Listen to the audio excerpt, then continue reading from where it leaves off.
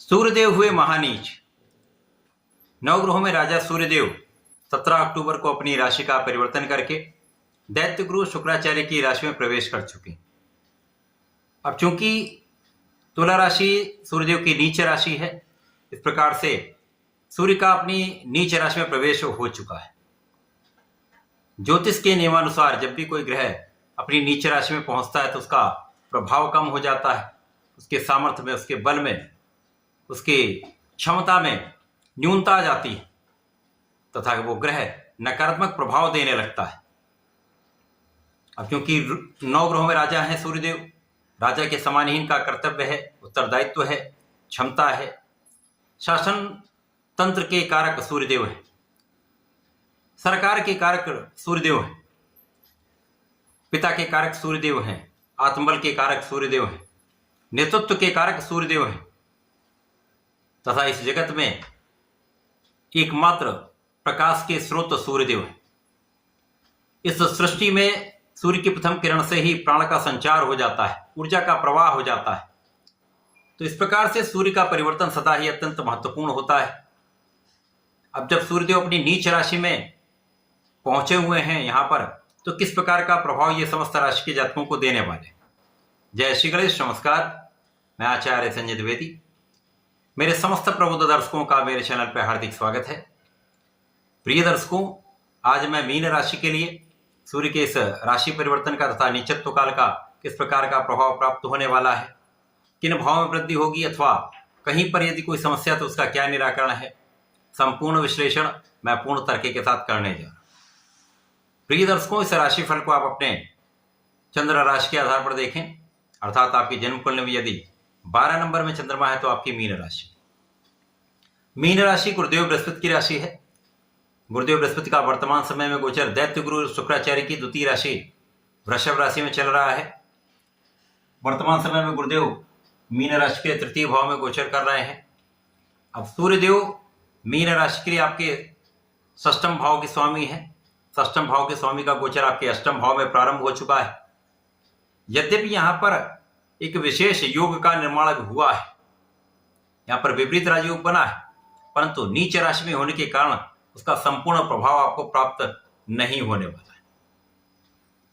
इस समय में आपको अपने शत्रुओं से सावधान रहना चाहिए, रोगों से सावधानी रखनी चाहिए। जो भी आपको यदि कोई रोग है तो वो रोग प्रबल हो सकता है। इस समय में कोई ना कोई छोटी मोटी स्वास्थ्य समस्याएं हो सकती हैं, अतः अपने स्वास्थ्य का पूर्ण रूप से आपको ध्यान रखना चाहिए। खाने पीने पर विशेष रूप से आपको बहुत सजग रहना चाहिए। अपने व्यसनों पर नियंत्रण रखना चाहिए। भोग विलास से दूरी बना लेनी चाहिए। इस समय स्वार्थी मित्रों से दूर रहना चाहिए, क्योंकि इन्हीं मित्रों के कारण विवाद की संभावना हो सकती है। इन विवाद के कारण अकारण ही व्यय का योग बनता है। इस समय में किसी प्रकार के ऋण लेने से बचें अथवा ऋण देने से बचें, दोनों ही समस्या कारक है। इस समय में आपकी आयु की रक्षा होगी। इस समय आपके आध्यात्मिक भाव में भी निर्बलता आ सकती है। पूजा पाठ में आपका मन कम लगेगा, लेकिन आपको धर्म के मार्ग पर चलना चाहिए। इस समय आपको किसी भी प्रकार से धन का अकारण व्यय नहीं करना चाहिए। अनावश्यक इन्वेस्टमेंट से बचना चाहिए। किसी प्रकार के ऐसे इन्वेस्टमेंट से बचें जो अचानक आपको लाभ प्राप्त कराते हो। इस समय में आप यदि रिसर्च कार्यों में हैं तो बहुत सोच विचार कर विवेकशील होकर निर्णय लेना होगा, क्योंकि इस समय में निर्णय गलत हो सकते हैं। परंतु गुरुदेव बृहस्पति का प्रभाव आपके भाग्य पर है, तो कहीं ना कहीं से यहाँ पर भाग्य का साथ मिलता रहेगा। तो इस समय में जो न्यूनता आ रही है वो संतुलित होती रहेगी। भाग्य के साथ के कारण कुछ कार्यों में आपको प्रगति का अवसर मिलेगा, समस्याएं कम होंगी।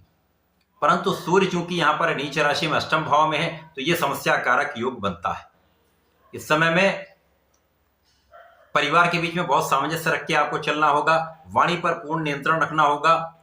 बहुत सोच विचार कर परिवार के मध्य में आपको बातचीत करनी होगी, क्योंकि यहाँ पर संबंधों में खटास आने की संभावना बनती है।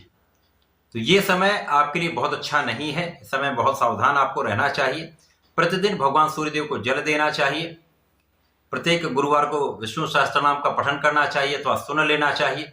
प्रतिदिन ओम नमो भगवते वासुदेवाय का कम से कम 1 माला का जप करें तथा भगवान भोलेनाथ पर जलार्चन करें, फलों के रस से अभिषेक करें, तो समस्त समस्याएं दूर होंगी, आपके काम भी बनेंगे, स्वास्थ्य भी अच्छा होगा। तो ऐसा करके इसका लाभ लें। धन्यवाद, नमस्कार।